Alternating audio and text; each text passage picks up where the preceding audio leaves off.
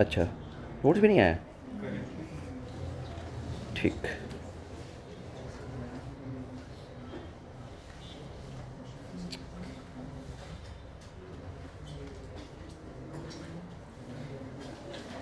अरे हटो ना यार, चलो ठीक है।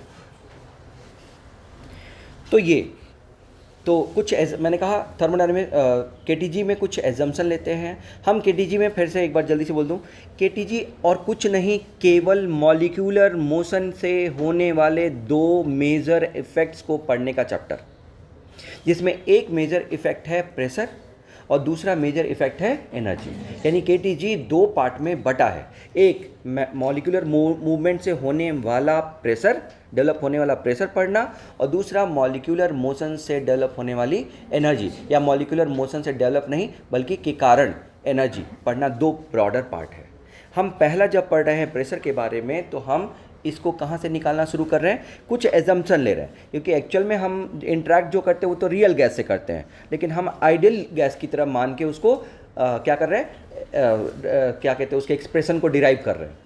और इसका मतलब कि जब डिराइव कर रहे हैं तो हम कुछ एजम्पशन ले रहे हैं कि वो आइडियल गैस की तरह बिहेव कर रहा है, और आइडियल गैस की तरह बिहेव कर रहा है तो क्या क्या कर रहा है वो हम एजम्पशन में यहाँ पे लिख रहे हैं। तो पहला, नो इंटरेक्शन या इंटरमॉलिक्यूलर फोर्स। नो इंटरेक्शन मतलब नो मॉलिक्यूल्स के बीच में कोई फोर्स नहीं है। दूसरा, velocity of volume of molecule, ये कौन है, volume of molecule will be very very less than volume of container, या दूसरे वर्ड्स में कहें तो मॉलिक्यूल का जो वॉल्यूम है वो कंटेनर के वॉल्यूम के कंपेरिजन में नेग्लिजिबल है।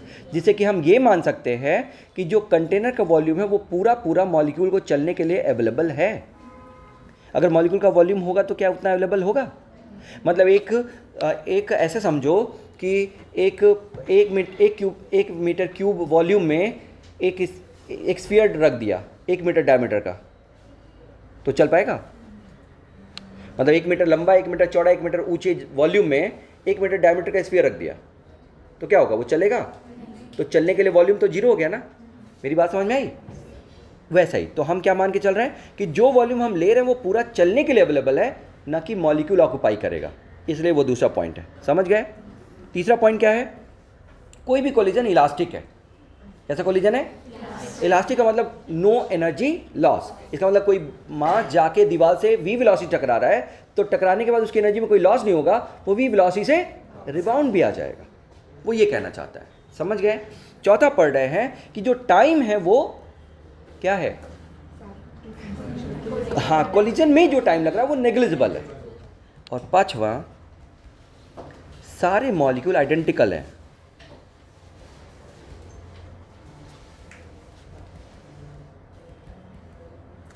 यानी सब हम मोनोएटॉमिक मान रहे हैं। क्या मान रहे हैं? मोनोएटॉमिक मतलब एक ही, 2 मॉलिक्यूल 3 मॉलिक्यूल से नहीं बना, एक ही मॉलिक्यूल से बना हुआ है, आइडेंटिकल मॉलिक्यूल्स हैं। मेरी बात समझ में आई? पांचवा, छठवा, वेलोसिटी हर डायरेक्शन में यूनिफॉर्म है। वेलोसिटी हर डायरेक्शन में क्या है? यानी किसी एक तरफ मॉलिक्यूल ज़्यादा भाग रहा है, किसी दूसरी तरफ कम भाग रहा है, ऐसा नहीं है। एक्स में, वाई में, जेड में, हर तरफ उसका वेलोसिटी लगभग क्या है, सेम। तो वेलोसिटी यूनिफॉर्म है। कंसंट्रेशन हर जगह यूनिफॉर्म है। ये छोटी छोटी बातें हैं, बाकी तुम थोड़ा एनसीईआरटी से पढ़ लेना, वो छोटी मोटी बातें। मेन जो पॉइंट था जो मेरे डेरिवेशन के लिए चाहिए वो मैंने लिख दिया। तो कंसंट्रेशन क्या है, यूनिफॉर्म। दूसरे वर्ड्स में कहें तो थर्मोडायनेमिक इक्विलिब्रियम कहते हैं इसको। कहीं पे प्रेशर ज़्यादा, कहीं पे कम नहीं है, कहीं पे कंसंट्रेशन ज़्यादा, कहीं पे कम नहीं है। मेरी बात समझ में आई? प्रेशर और कंसंट्रेशन हर तरफ क्या है, यूनिफॉर्म। और टेम्परेचर भी हर तरफ क्या है, यूनिफॉर्म। ऐसा नहीं कि इस कमरे के उस कोने में तो ठंडी बहुत ज़्यादा लेकिन उधर भीड़ है तो गर्मी है, वैसा नहीं है। हर जगह क्या मान के चल रहे हैं हम लोग, यूनिफॉर्मिटी। तो वही मैं बोल रहा हूँ, हर चीज़ क्या है, वेलोसिटी यूनिफॉर्म है, कंसंट्रेशन यूनिफॉर्म है, हर तरफ टेम्परेचर यूनिफॉर्म है, प्रेशर यूनिफॉर्म है, हर तरफ क्या है, यूनिफॉर्मिटी है। समझे क्या? यही सब बुक में और लिखा हुआ है, तो थोड़ा मोड़ा अपने मन से पढ़ लेना, खत्म। लेकिन जो मुझे चाहिए वो शुरू के 5 है, वो मैंने बता दिए, समझ गए? अब हम बात करते हैं बहुत छोटा सा, आराम से। तो पहला डेरिवेशन, एक्सप्रेशन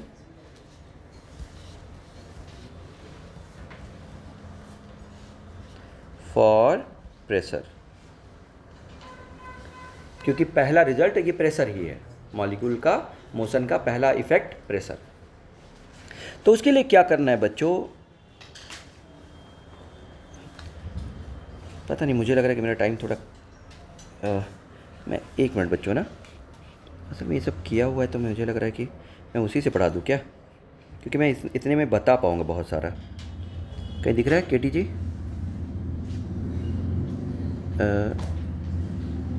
कहाँ है भाई, ये 12th है क्या, 11th ही तो है, ये बना हुआ है असल में, ठीक है ना बच्चों, सब लिखा हुआ है और बना हुआ है, तो मुझे लिखना नहीं पड़ेगा, ये सब बनाना नहीं पड़ेगा ना, ये सब लिख दिया है ना। चलो मैं उससे इतने देर में क्या करूँगा, थोड़ा बात कर पाऊँगा। तो ये सामने तुम्हारे एक एग्जाम्पल है। अब बताओ, मैंने कहा वैसे वेलोसिटी एक्स वाई जेड में हम यूनिफॉर्मली मान रहे हैं, लेकिन इनिशियली हम तीनों को अलग लेके चल रहे हैं, लास्ट में प्रेशर को यूनिफॉर्म मान के कर लेंगे, ठीक है ना। तो मान लो एक पार्टिकल, ध्यान से, एक पार्टिकल एक्स में जा रहा है वी एक्स से, वाई में जा रहा है वी वाई से, जेड में जा रहा है वी जेड से, सही है। अब जरा इस वेलोसिटी एक्स को देखना ना, और ये एक क्यूबिकल कंटेनर में है, किसमें है, cubical container, L length, L height, L width का एक क्यूबिकल कंटेनर। तो क्या लगता है, दीवार से एक बार टकराने के बाद जब दूसरी दीवार से टकराएगा तो कितना टाइम लेगा, अगर लेंथ ऑफ वॉल एल है तो? कॉमन सेंस लगाओ, दिमाग लगाओ, टाइम टाइम, आराम से। मैं क्या कह रहा हूँ, छोटी सी बात है, L by V, V X, V Y, V Z, क्या आराम से इस चीज को जरा फील करना। अगर पार्टिकल किसी डायरेक्शन में चल रहा है तो उसमें x की वेलोसिटी कितनी है, vx, y में कितनी है, z में कितनी है। तो x में y और z कभी x में डिस्प्लेसमेंट को इन्फ्लुएंस करेंगे क्या, यानी x को देखना ही नहीं है, तो हर समय x और y और z को देखना ही नहीं है। इसका मतलब कि हर समय जो वेलोसिटी है वो केवल किसकी तरफ है, x में, कितनी है, vx। तो एक दीवार से दूसरी दीवार तक जाएगी तो दूसरी वेलोसिटी उसकी क्या है मुझे मतलब नहीं है, लेकिन x में वेलोसिटी vx होगी, क्या ये सबको समझ में आता है। और x में डिस्प्लेसमेंट कितना है, एक दीवार से दूसरी दीवार के बीच में l, तो एक दीवार से दूसरी दीवार में जाने के लिए डिस्प्लेसमेंट कितना होना चाहिए, l, और वेलोसिटी कितनी है, vx। केवल मैं x में देख रहा हूँ, y z को देख ही नहीं रहा हूँ, तो टाइम लगेगा l अपॉन vx, लगेगा कि नहीं। अच्छा, जाके जब वापस आएगा तो फिर l अपॉन vx आएगा, आएगा कि नहीं। एक पॉइंट तो ये अभी आना पड़ेगा, इसका पहले सोच लें, फिर हम अभी जब यूज करेंगे तो हो जाए, है ना। दूसरा, एक पार्टिकल vx वेलोसिटी से जा रहा है और मास m है, तो वो जाके, जैसे गीली मिट्टी है, गीली मिट्टी कितनी वेलोसिटी जा रही है, vx, और मास है m, वो जाके अगर दीवार से टकराती है तो कितना मोमेंटम उसके पास था, mvx था कि नहीं। वो जाके दीवार से टकराएगी तो कितना मोमेंटम देगी, जितना उसके पास है कि नहीं। ये तब होगा जब जाके चिपक जाएगी, पूरा मोमेंटम ना दे देगी। ये बताओ, दीवार में मैंने स्प्रिंग लगा दिया, क्या लगा दिया, स्प्रिंग लगा दिया, और अब मारा, चिपकी नहीं, जाके दब के वापस आ गई, तो अब ज्यादा लगाएगी, मोमेंटम देगी कि कम, पक्का बोलो। मोमेंटम तो नहीं लगाना चाहिए। अगर मुझे इसको सरकाना है तो मैं ऐसे सरकाऊंगा, है ना, लेकिन अगर ऐसे सरकाऊंगा, क्यों गया, ज्यादा क्यों,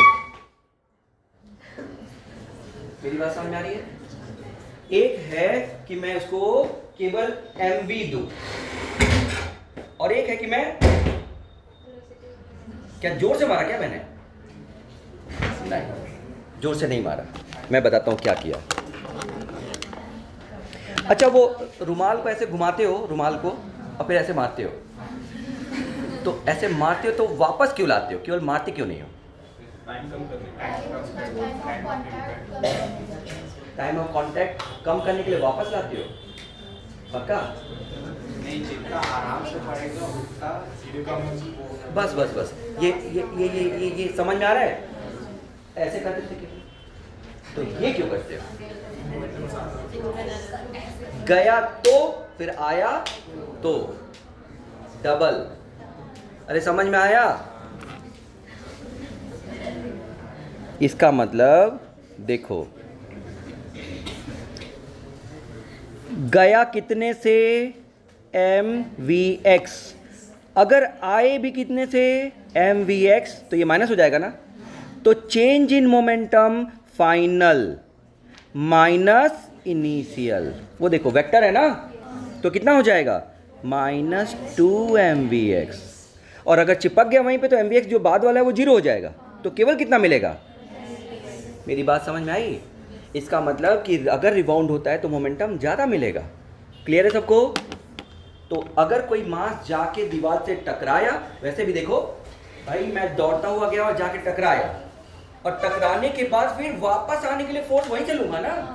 कहाँ से मैं वापस, मेरे पास फोर्स है क्या? कहाँ से लूंगा? वहीं से ना। तो मैं जाके केवल चिपक गया, लेकिन अगर मैं वापस आना चाहता तो धक्का देना पड़ेगा ना उसको, समझे कि नहीं? तो जाके रुका तो भी धक्का और वापस आया तो भी धक्का, तो डबल फोर्स लगेगा। लगेगा कि नहीं? चलो तो फिर से बताओ। अब बताओ, गया कितने से? vx से। कितना मास? m।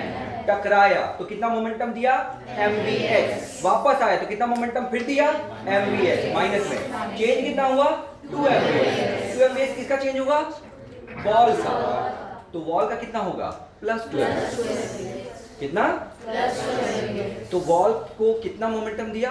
2mvx दिया कि नहीं? अच्छा, अब एक बार टकरा के 2mvx दिया, कितनी देर बाद फिर से टकरा के इतना देगा? कितनी देर बाद फिर से टकराएगा? 12 बहुत बढ़िया। क्यों 12/vx? क्योंकि फिर वापस आएगा, दूसरे को देगा और फिर वापस जाके उसको देगा, तो उसी को दोबारा कितनी देर में टकराएगा? 12/vx। फिर उतना ही देगा, फिर 12 के बाद फिर उतना देगा। तो क्या लगता है ये 2mvx का जो मोमेंटम दे रहा है वो कितनी देर में दे रहा है? 12/vx। भाई उसी को दोबारा आके कितनी देर बाद दे रहा है? यानी टोटल टाइम टेकन कितना लग रहा है? 12/vx। लग रहा है कि नहीं? तो मोमेंटम गिवन है 2mvx और टाइम टेकन है 12/vx। तो change in momentum by change in time क्या कहलाता है? फोर्स। इसका मतलब एक मॉलिक्यूल कितना फोर्स देता है निकल जाएगा। समझे कि नहीं? आराम से। तो यही बस जो हमने अभी किया वो यहाँ पे देखो। बताओ तो, time taken for 2 consecutive collision 12/vx दिख रहा है। अच्छा, momentum transferred by 1 molecule in collision कितना? 2mvx। क्यों? गया और टकरा के आया। तो force applied, change in momentum by change in time, 2mvx upon 12/vx। कोई दिक्कत है क्या? सॉल्व करो, 2 से 2 कट गया और रिजल्ट आ गया mvx का स्क्वायर बाई l। सबको समझ में आया? इसको देखो, चेंज इन मोमेंटम कितना हुआ? 2mvx upon 12/vx। vx ऊपर चला गया, vx का स्क्वायर हो गया, 2 से 2 कट गया, क्या बचा? mvx का स्क्वायर अपॉन l। देखो इसको देखो, इमेजिन करना, देख बिना कॉपी में देखे दिमाग में लिखते रहना चाहिए। तो फिर से देखो, गया कितने से? mvx। आया कितने से? -m से। चेंज इन मोमेंटम कितना हो गया? टाइम लगा 12/vx, डिवाइड कर दिया तो 2mvx अपॉन 12/vx। vx चला गया ऊपर, तो 2mvx स्क्वायर अपॉन 2l, 2 से 2 कट गया तो mvx का स्क्वायर अपॉन l। ये हो गया फोर्स गिवन बाय 1 मॉलिक्यूल। तो क्या एक मॉलिक्यूल है क्या पूरे गैस कंटेनर में? नहीं, जितने मॉलिक्यूल है सबको क्या कर दें? जोड़ दें। ये मान के कि n मॉलिक्यूल्स है, सबको आपस में जोड़ दें, तो ये उनका क्या कर दिया मैंने? समेशन। तो ये हो गया force due to all molecules in x direction. केवल x डायरेक्शन की बात हो रही है अभी, है ना? तो समेशन ऑफ 1 से लेके n तक का समेशन क्या? mvx का स्क्वायर बाई l। सिंपल है ये। क्या हो गया? ये सारे मॉलिक्यूल का फोर्स आ गया। तो ये फोर्स आ गया, हमें क्या चाहिए? हमें तो प्रेशर चाहिए। तो प्रेशर के लिए क्या करना पड़ेगा? एरिया से डिवाइड करना पड़ेगा। डायमेंशन क्या है इस सरफेस का जिस पे टकरा रहा है मॉलिक्यूल? l लेंथ और l टोटल कितना हो जाएगा? तो प्रेशर कितना हो जाएगा? एम वी एक्स का स्क्वायर अपॉन एल क्यूब, क्योंकि एल पहले से था, एल स्क्वायर और हो जाएगा। सुने क्या बच्चों, एल क्यूब हो जाएगा ना, काम खत्म।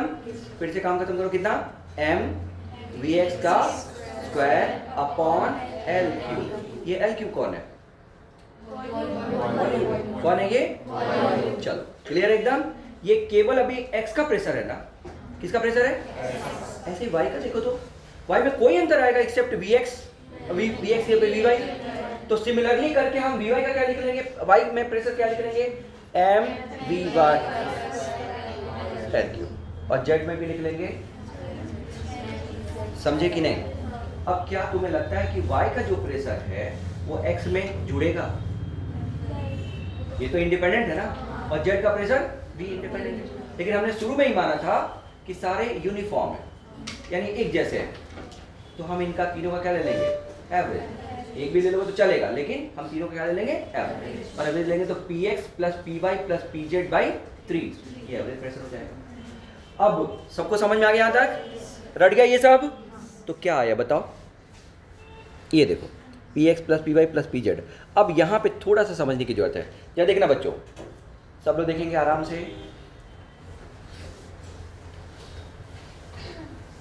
पी एक्स क्या आया तो बताओ, एम वी एक्स का स्क्वायर बाई एल। इसमें एम कांस्टेंट की वेरिएबल है, एल क्यूब कांस्टेंट की वेरिएबल है, यानी ये दोनों कांस्टेंट। केवल वेरिएबल कौन है, स्क्वायर समेशन, यही ना।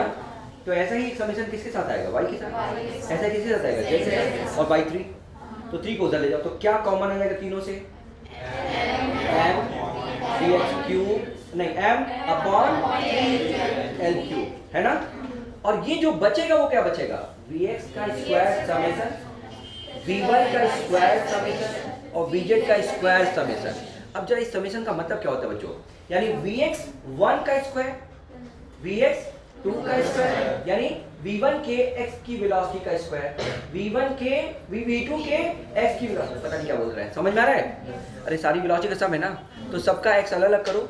तो पहले मॉलिक्यूल का x में वेलोसिटी, दूसरे मॉलिक्यूल का x में वेलोसिटी, तीसरे मॉलिक्यूल का x में वेलोसिटी का स्क्वायर जोड़ रहे हैं ना हम लोग। ऐसे ही पहले मॉलिक्यूल का y में वेलोसिटी, z, ऐसे पहले मॉलिक्यूल का z में वेलोसिटी। हो रहा है कि नहीं, है क्या आ गया, पहुंच रहे हैं यहाँ तक सब लोग, साथ चल रहे हैं। तो पहला क्या आया बताओ, पहले मॉलिक्यूल का x में वेलोसिटी का स्क्वायर, दूसरा क्या था, पहले मॉलिक्यूल का y में वेलोसिटी का स्क्वायर, और पहले मॉलिक्यूल का z में वेलोसिटी का स्क्वायर, है कि नहीं।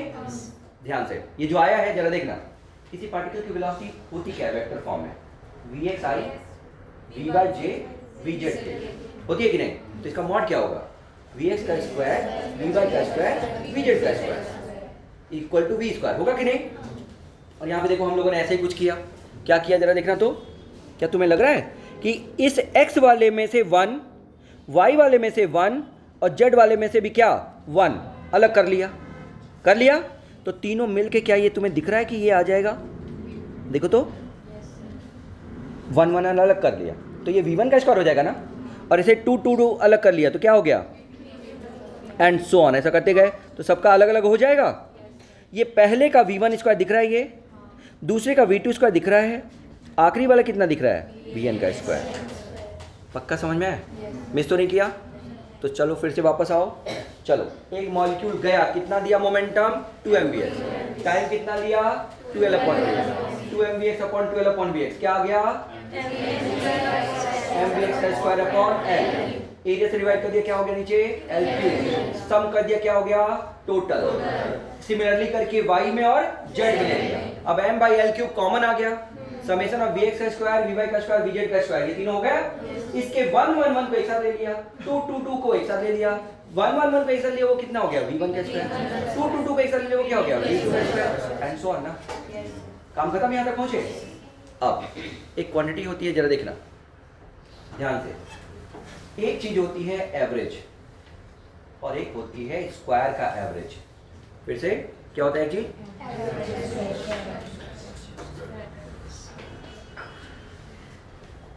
तो एवरेज निकालने के लिए हम सबका सम बाई n कर देते हैं, और स्क्वायर का एवरेज निकालने के लिए क्या करेंगे, स्क्वायर करके तब उसका बाई n करेंगे, सम करके, समझे। अरे बोलो, जैसे x1 x2 x3 dash dash dash, का सम बाई n, ये एवरेज हो गया या mean.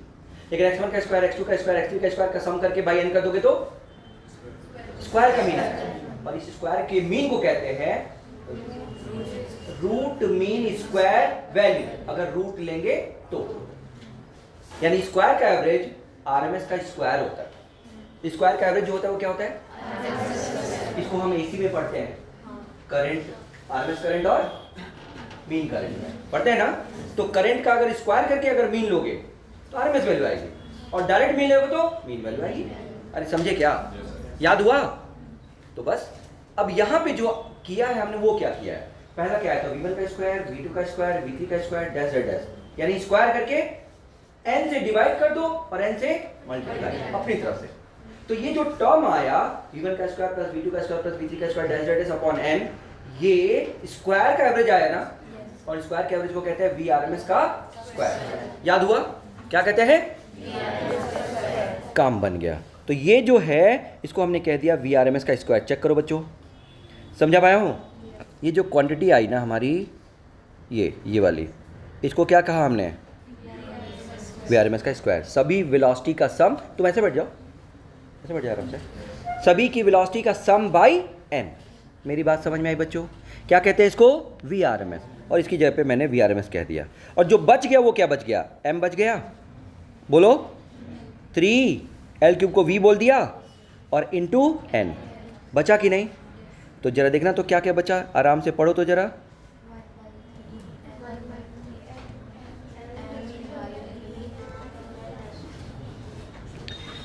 One by 3 mn VRMS का होल स्क्वायर, और इस L³ को v बना के उधर भेज दिया। L³ को v बना के उधर भेज दो तो क्या आ जाएगा? PV equal to 1/3 mn VRMS का होल स्क्वायर। मैंने ये डेरिवेशन क्यों करा? डेरिवेशन तो आता नहीं है, इसलिए कि तुम्हें समझ में आए, फील आए कि एक्चुअली मोशन ही प्रेशर का कारण है। ये जो पार्टिकल का मोशन है वही प्रेशर का कारण है। उसका जो मोशन है वो जाके उसके कारण दीवार पे टकरा रहा है, और टकराने के कारण फोर्स लगा रहा है, फोर्स के कारण प्रेशर लगा रहा है। सारे प्रेशर का सम जो होगा और एवरेज प्रेशर लेके हम प्रेशर का एक्सप्रेशन निकालते हैं। तो क्या ये फील आया कि ये आता कहाँ से? समझ गए? तो हमें जो रिजल्ट मिला वो मिला PV equal to 1/3 mn VRMS का, V का स्क्वायर करो, VRMS तो दिमाग में है ही। फिर से बोलो, PV equal to 1/3 mn VRMS का स्क्वायर। m क्या है? एक मॉलिक्यूल का मास। n क्या है? Number of molecule. और v क्या है? VRMS का स्क्वायर। यही ना? ये किसके बराबर होगा? PV के। PV equal to 1/3 mn v square. PV equal to 1/3 mn v। इस चैप्टर के दो टुकड़ों में 50% यही है। अब इससे जो भी रिजल्ट आ रहा है वो यही है। समझ गए? क्या रिजल्ट आ रहा है उसको देखते हैं। क्या ये सबको क्लियर हुआ? बोलो। तो इस चैप्टर का जो रिक्वायरमेंट है, आगे तो इसका सीधा सा यूज है, जो रिक्वायरमेंट है उस रिक्वायरमेंट में एक तो ये हो गया, एक तो ये हो गया। सही है? क्या हो गया? ये असल में वहाँ पे जो सूर्य भैया है वहाँ पे जो काम करते हैं, यहाँ पे राजू भैया हैं, तो बताता हूँ उसको। अभी पहले ये समझ में आ गया। इसके साथ साथ जब भी इसकी जरूरत पड़ेगी साथ में एक चीज होती है, क्या वो बताता हूँ। एक होता है इक्वेशन ऑफ स्टेट। कौन होता है? Equation of state. ये तो हो गया, समझ में आ गया। एक चीज और होती है equation of state. Equation of state को हम क्या कहते हैं? गैस लॉ भी कहते हैं। क्या कहते हैं? गैस, यूनिवर्सल गैस लॉ कहते हैं। PV इक्वल टू nRT, यानी P, V और T, ये तीन प्रॉपर्टी है ना किसी गैस की, इनमें जो रिलेशन बताता है, क्या बताता है इसमें? उसको कहते हैं गैस। तो क्या देखा गया? किसी टाइम पे pressure into volume is n mole R gas constant into T temperature के बराबर होता है। PV इक्वल टू क्या होता है?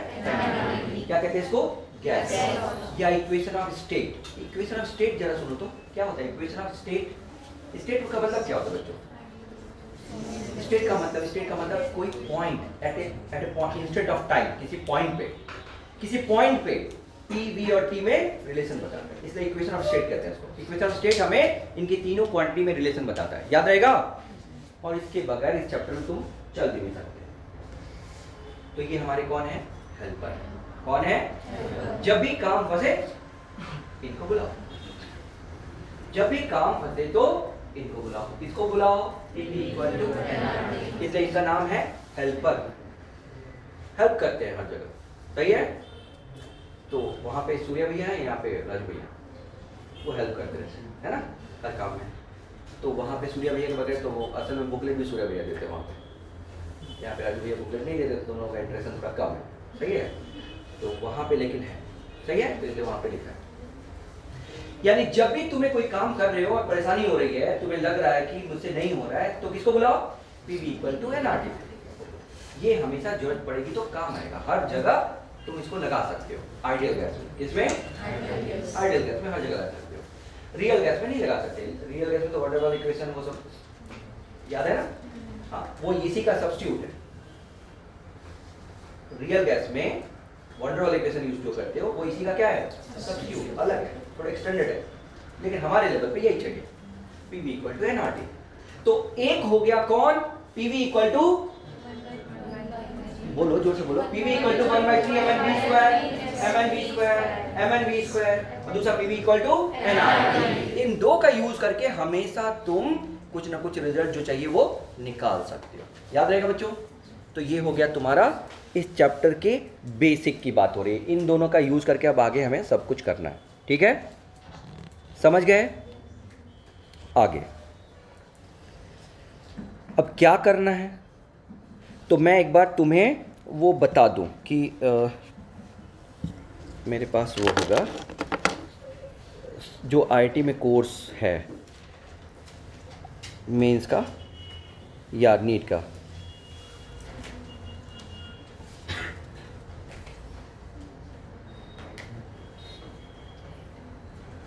JEE मेन सिलेबस ना किसी पास है?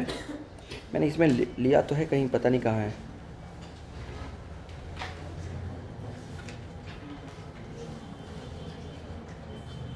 JEE main syllabus, okay.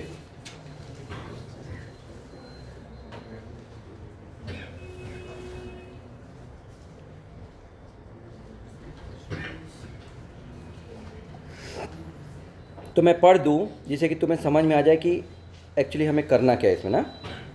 सब लोग सुन लेंगे। क्वाड्रेटिक ऑफ गैसेस में सबसे पहले जो है वो है equation of state of perfect gas. क्या है ये?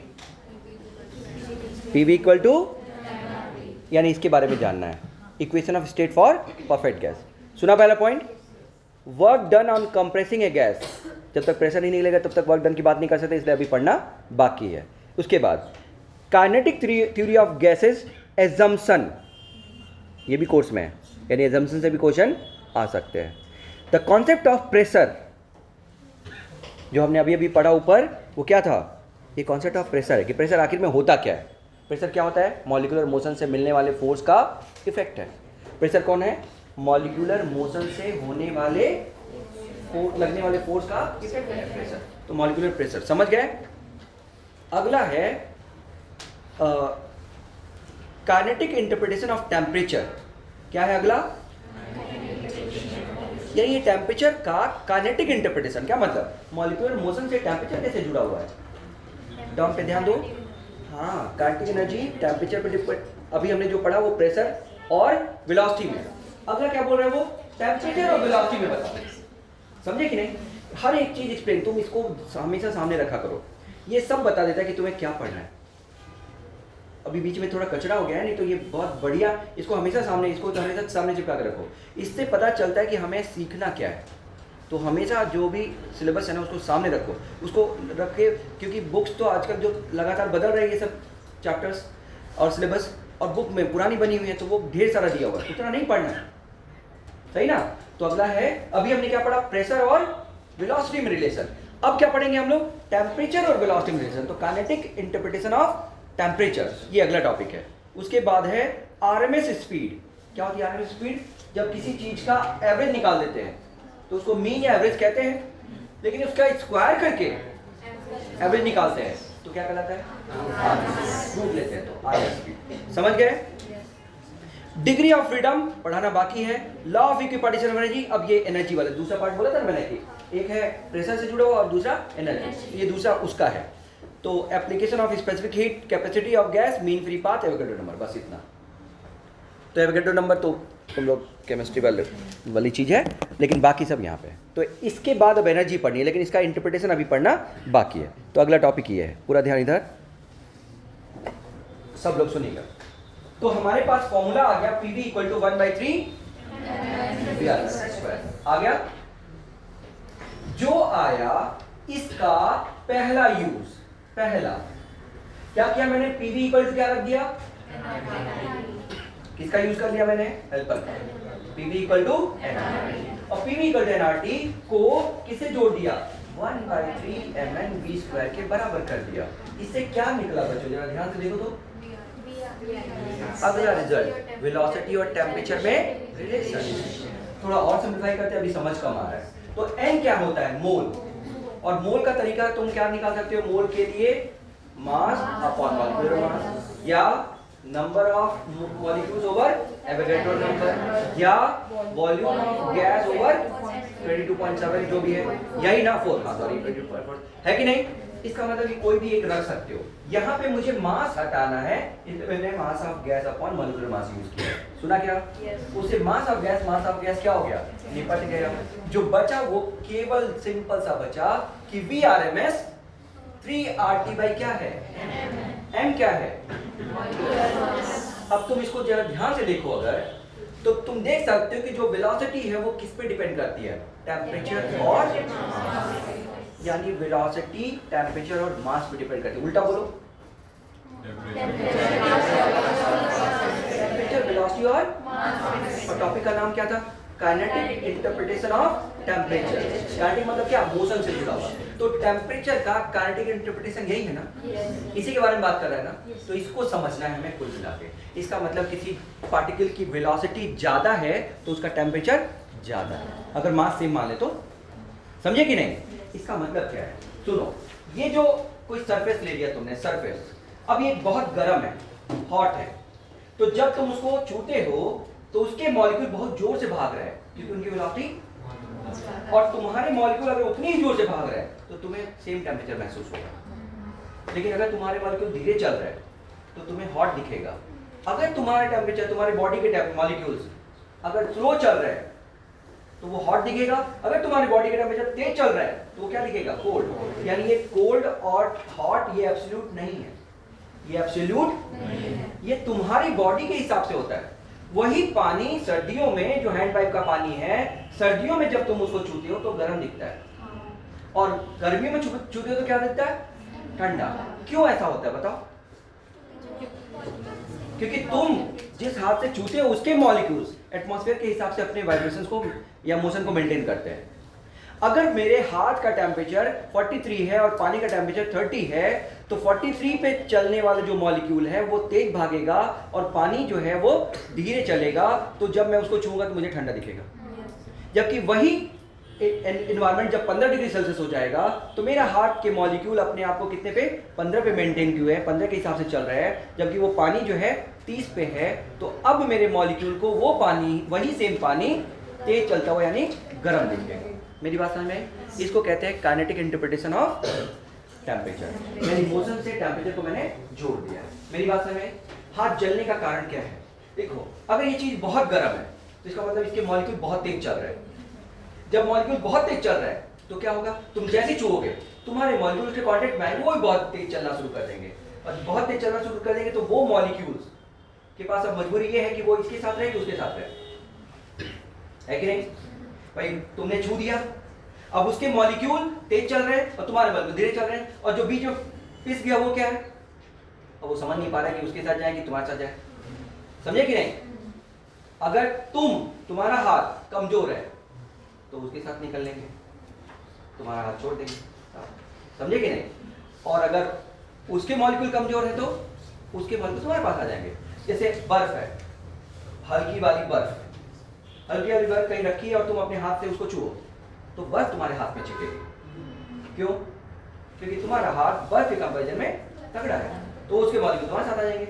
लेकिन अब लोहे को छुओ तो लोहे के मॉलिक्यूल तुम्हारे साथ नहीं आएंगे ना, तुम्हारे मॉलिक्यूल लोहे के साथ हो जाएंगे। यानी जिसके साथ इक्विलिब्रियम है तुम्हारे मॉलिक्यूल के साथ चल जाएगा। अगर उसका समझ गए कि नहीं, यानी उसके मॉलिक्यूल अगर टूटने लायक है तो तुम्हारे हाथ में आ जाएंगे, और तुम्हारे मॉलिक्यूल टूटने वाले हैं तो उनके हाथ में आ जाएंगे। इसी को कहते हैं हम लोग कि हम जल गए। जल गया मतलब निकल गया एक पूरा लेयर, होता है ना ऐसा, समझे कि नहीं। इवन ठंडियों में भी सेम इफेक्ट होता है। अगर कोई चीज बहुत ठंडा है, -30 डिग्री सेल्सियस पे लोहा है, उसको तुम छू दो, लोहा है और छू दो तो तुम्हारे मॉलिक्यूल के साथ जाएंगे। अब कैसे जाएंगे? उल्टा जाएंगे। पहले गर्म था इसलिए गए थे, अब कैसे है? ठंडा। वो मेरे हाथ का अपर लेयर उसके साथ इक्विलिब्रियम में आ जाएगा और कहेगा कि मुझे यहीं सोना है, यहीं रहना है, जबकि तुम्हारे हाथ से दूर जाना है, तो भी एक लेयर तुम्हारी हाथ की निकल जाएगी। मेरी बात समझ में आई? यानी बहुत ठंडी जगहों पे कोई लोहा अगर है तो हमें पता भी नहीं चलता कि क्या होता है। हम गलती से हाथ रख दे तो हम, क्योंकि वो तो ठंडा होता है तो हमें पता भी नहीं चलता। पता कब चलता है? निकल गया और थोड़ी देर बाद समझ में आते कि अरे ये तो कुछ हो गया है। समझे कि नहीं? तो दोनों ही कंडीशन, ये सारा इंटरप्रिटेशन किस चीज़ का है? मोशन का। ये सारा खेल किसका है? मोशन का। यानी टेम्परेचर कुछ नहीं, मोशन है। टेम्परेचर कौन है? मोशन है। तो मॉलिक्यूलर जो मोशन है उसका ही असर है टेम्परेचर। जो हम टेम्परेचर पढ़ते हैं वो मॉलिक्यूलर मोशन है। क्या ये सबको समझ में आया? पहला रिजल्ट। दूसरा रिजल्ट, तो पहला टेम्परेचर और वेलोसिटी में रिलेशन। दूसरा रिजल्ट क्या है जरा देखना तो, टेम्परेचर और प्रेशर में रिजल्ट हम देख रहे हैं। अरे वेलोसिटी और प्रेशर में रिजल्ट देखो तो, देखो क्या है। मैंने क्या किया? PV इक्वल टू वही 1/3 mn/v², बोलो। तो मैंने क्या किया, इस मास n इंटू m को, उधर दिख रहा है कि नहीं सबको? ये क्या है बच्चों? ये क्या है? मास ऑफ गैस। कैसे ये मास ऑफ गैस कैसे आ गया? m into n। m क्या है? एक मॉलिक्यूल का मास। n क्या है? Number of molecule. मल्टीप्लाई करने से क्या आ जाएगा? Mass of gas. और ये कौन है? Volume of gas. तो volume of gas upon mass of gas density होती है नीचे, है ना? तो V P upon rho, P upon rho is 1/3 V/m²। अब ये देखो कितना छोटा सा एक रिजल्ट और आ गया कि अरे वेलोसिटी प्रेशर से भी डिपेंड करती है। डेंसिटी अगर कांस्टेंट है तो प्रेशर बढ़ाओगे तो वेलोसिटी बढ़ जाएगी, या वेलोसिटी बढ़ाओगे तो प्रेशर बढ़ जाएगा। लेकिन कब? डेंसिटी कांस्टेंट है तब। अगर डेंसिटी कांस्टेंट नहीं है तो फिर जानना चाहोगे कि टेम्परेचर को देखो, क्योंकि टेम्परेचर में मास, देखो फिर से सुनो, क्वेश्चन यही पूछता है। क्वेश्चन ये पूछता है कि वेलोसिटी बढ़ाने से प्रेशर बढ़ेगा कि नहीं। तो वेलोसिटी बढ़ाने से प्रेशर बढ़ेगा कि नहीं, ये इस पे डिपेंड करेगा कि डेंसिटी पे भी डिपेंड करेगा ना। और डेंसिटी तुम नहीं देख पा रहे हो तो इसका मतलब इससे भागो और यहाँ पे आ जाओ, टेम्परेचर देखो। यानी अब बेवकूफ बनाने के लिए प्रेशर दे दिया है, लेकिन तुम प्रेशर से इसलिए नहीं देख सकते क्योंकि दूसरी क्वांटिटी कौन है? डेंसिटी। और डेंसिटी के बारे में तुम्हें इन्फॉर्मेशन नहीं है, तो फिर उसको छोड़ो और ये देखो कि टेम्परेचर बढ़ रहा है कि घट रहा है। क्योंकि टेम्परेचर देखते समय ऐसा कोई लिमिटेशन नहीं है, क्योंकि टेम्परेचर के अलावा बाकी सब क्या है? कांस्टेंट। मेरी बात समझ में आई? इसमें टेम्परेचर के अलावा, इस वाले में टेम्परेचर के अलावा बाकी सब क्या है? कांस्टेंट। इसका मतलब प्रेशर से देखने के लिए जब बोला तो तुम प्रेशर मत देखो, टेम्परेचर देखो। प्रेशर देखो अगर डेंसिटी कांस्टेंट है। अगर डेंसिटी के बारे में कुछ भी नहीं लिखा है तो फिर उससे बचो, टेम्परेचर को देखो। टेम्परेचर बता देगा कि बढ़ रहा है कि घट रहा है। समझे क्या बच्चों? दूसरा, तो ये हो गया velocity in terms of temperature as well as pressure, दोनों के टर्म में आ गया। अब आगे क्या है? एनर्जी। आगे क्या कर रहे हैं? Energy. Energy in terms of again temperature and pressure निकालेंगे। तो देखो इधर क्या कर दिया हमने, PV इक्वल टू 1/3 mn/v² था। m इंटू n को क्या कर दिया? m इंटू n को क्या कर दिया? मास ऑफ गैस। m क्या है? एक मॉलिक्यूल। n क्या है? Number of molecule. मल्टीप्लाई करने में क्या आएगा? मास ऑफ गैस। 2 से मल्टीप्लाई 2 से डिवाइड कर दिया। ये कौन है? Kinetic energy of gas. Kinetic energy of gas equal to क्या? PV 2/3 है ना, इसको उधर ले जाओ तो 3/2 PV equal to kinetic energy. ये लो, काइनेटिक एनर्जी PV का 3/2 है।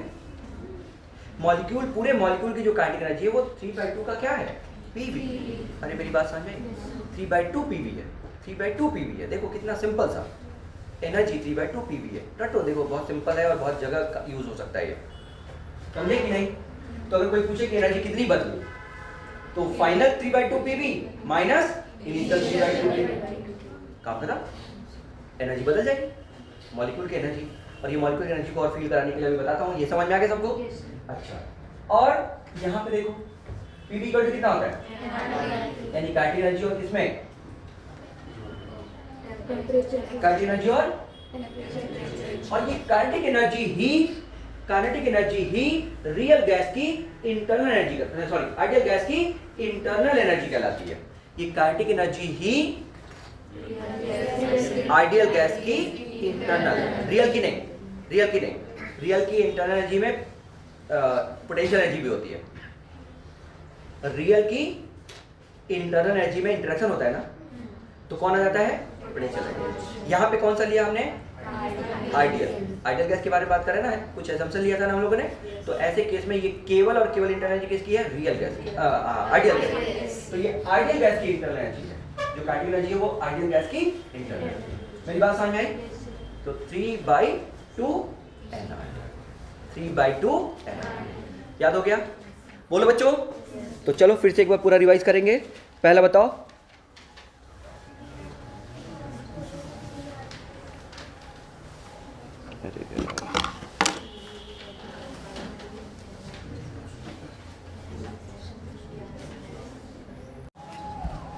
ये तो बहुत नीचे जाना पड़ेगा, चलो फिर से एक बार।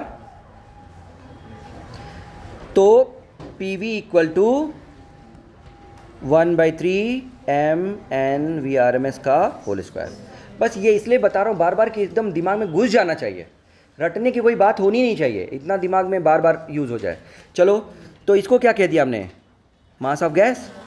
और PV में V upon mass of gas अगर करेंगे तो यहाँ पे क्या बचेगा, 1/3 VRMS का स्क्वायर। इसको क्या कहेंगे, डेंसिटी। तो P/ρ इक्वल टू 3P/ρ का रूट क्या आ जाएगा, VRMS। पहला काम खत्म हुआ। दूसरा यहीं से आओ, PV इक्वल टू क्या ले सकते हैं, nRT, और ये 1/3 mass of gas into VRMS का स्क्वायर है। मोल को क्या ले सकते हैं, mass of gas upon molecular mass equal to 1/3 mass of gas VRMS का स्क्वायर। तेज चल रहा हूँ क्या, ये दोनों गया। तो 3RT अपॉन मॉलिक्यूलर मास का रूट VRMS हो गया। ये दूसरा रिजल्ट हो गया, यानी प्रेशर से जोड़ दिया VRMS को और टेम्परेचर से जोड़ दिया।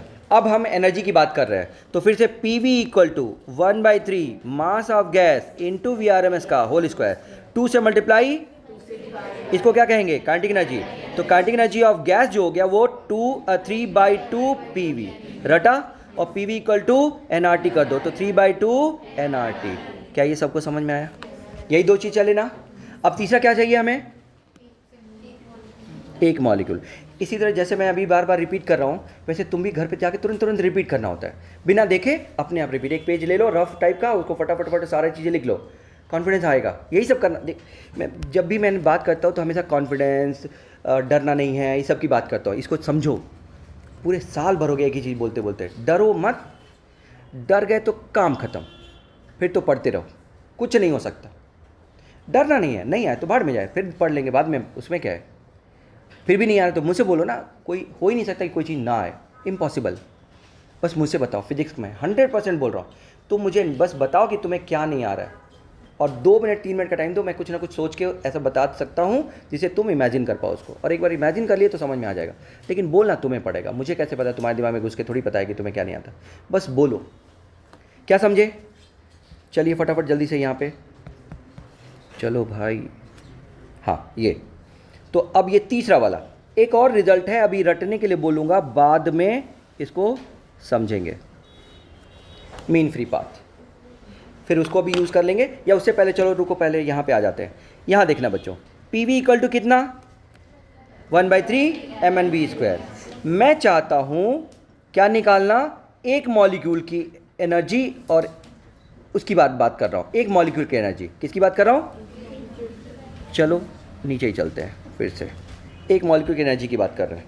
चलो, तो PV इक्वल टू 1/3 mn/VRMS का होल स्क्वायर। इसमें रिक्वायरमेंट है वो है कि गैस कांस्टेंट पूरे गैस के लिए होती है।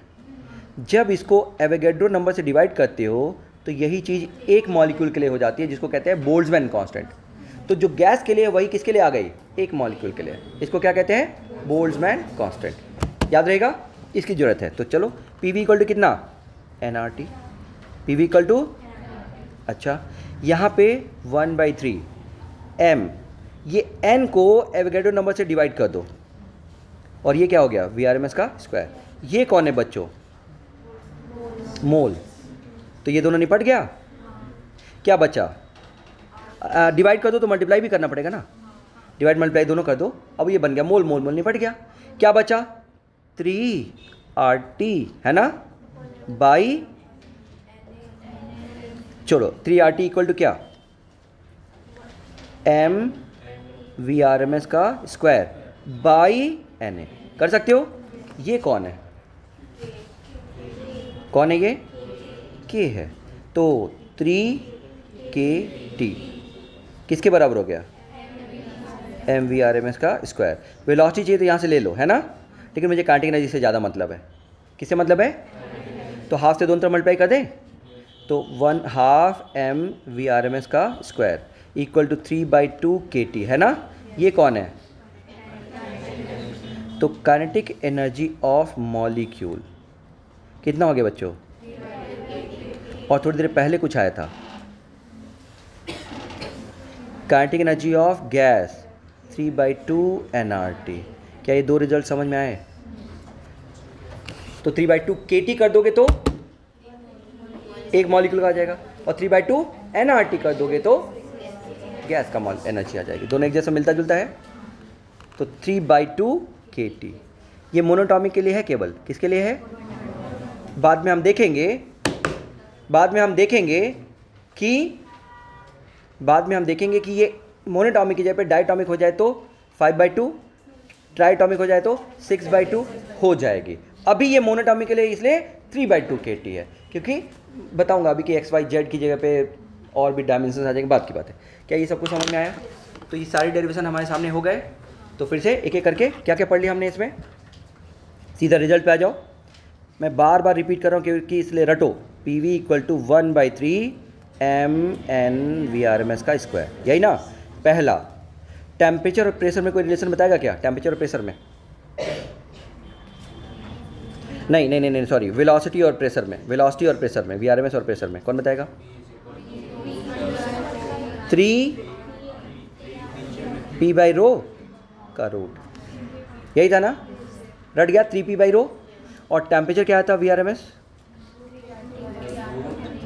3RT/m।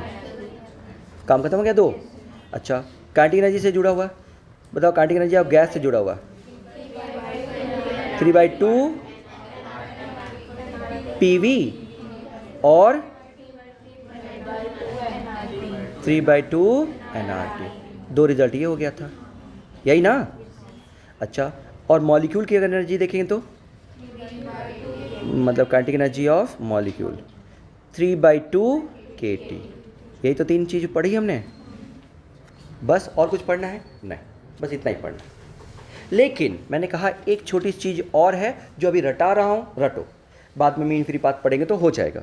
तो अभी क्या है मीन फ्री पाथ, तो मीन फ्री पाथ का वो होता है, रिजल्ट है mean free path. Mean free path को थोड़ा सोचो कि क्या होता है ये, एक मॉलिक्यूल दूसरे मॉलिक्यूल से, ठीक है, एक मिनट, अब बताओ क्या बोल रहे हो। सर जहाँ जहाँ n लिखा है वहाँ लिख सकते हैं कि क्या किस क्या हो रहा है। हाँ, इसको बस ये याद रखो, बस इन दो का यूज करना है। मीन फ्री पाथ कई बार इस फॉर्मूले के फॉर्म में पूछता है, लेकिन कई बार इस VRMS के फॉर्म में पूछता है, कई और प्रेशर के फॉर्म में पूछ देगा। तो जब ये तुम रख दोगे यहाँ पे और किसी और फॉर्म में लिखना होगा तो कहीं और से VRMS की वैल्यू उठा के इस पर रख के तुम निकाल सकते हो जो चाहो। लेकिन अभी क्या है यहाँ पे, यहाँ से n/v यानी नंबर ऑफ मॉलिक्यूल पर वॉल्यूम निकालो और VRMS अरे मीन फ्री पाथ वाले में उठा के रख दो। उससे तुम्हें जो रिजल्ट मिल गया उसमें कौन आ गया, VRMS आ गया ना। और VRMS की वैल्यू t के टर्म में चाहिए तो वो भी उठा के रख सकते हो, वो जो तुम्हें चाहिए वो मिल जाएगा। यानी ये फॉर्मूला जिस फॉर्म में दिया है इसमें कम, बाकी फॉर्म में ज़्यादा पूछता है, इसलिए मैंने इन दोनों को आपस में कनेक्ट कर दिया कि तुम अब कनेक्ट कर दिया, अब तुम उठा के वैल्यू पुट कर दो। मेरी बात समझ में आई? ये याद हुआ? चलो रट्टाफिकेशन करा रहा हूँ क्या? समझ में आ गया है ना? तो जो समझ में आ गया उसको याद नहीं रखेंगे तो हमें क्वेश्चन समझ नहीं आता, उसको याद रखना पड़ेगा। तो क्या याद रख लेना है? अभी तक हम लोगों ने जितनी भी बातें की है वो केवल इतनी सी कि वेलोसिटी से प्रेशर क्या कर दिया था हमने, जो वेलोसिटी है उसका असर क्या है प्रेशर, उससे हमने 1/3mv² PV इक्वल टू निकाल दिया, काम खत्म। फिर अब इसको PV इक्वल टू nRT के साथ मिलके और mean free path 1/√2 πd² into n के साथ मिलके जो जो पॉसिबल रिजल्ट है सब निकाल, यही ना? जो जो पॉसिबल रिजल्ट है वो सब हम लोग निकाल। मेरी बात समझ में आ गई सबको? यही सारा खेल है।